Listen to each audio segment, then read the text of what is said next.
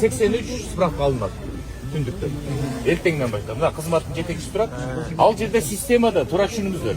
Биз жаңы алып аткан айдоочулук көлүккө 83 справкасы жок жаңы айдоочулук көлүк бере албайбыз.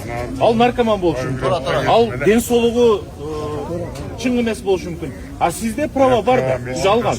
Ошон үчүн буга требовать этилбейт да. Урматтуу жарандар, эртеңден баштап мына бул жерге келбей эле онлайн алмаштырып койгула болду. Онлайн. Бул бизге чыга албайбыз. Бул менен чыга албайсыз. Тиги менен чыгасыз. Ошон үчүн болуп атпайбы бизде? Эми биз билесиз да.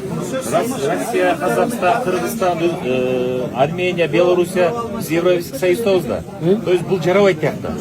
Кыргызстан ичи жарай берет. Азыр ошон үчүн биз толук кандуу буну жокко чыгарып атпайбыз. Бессрочный дегенди. А сизге азыр жаңы праваны аласыз. Урматтуу жарандар, 15 февралга чейин жетишпей калса, дагы узартып коебуз. Эч ойлонбоңуздар. Үйүңөргө барып эле, эртең күтүп эле түндүк тиркемеси аркылуу эле алмаштырып алгыла.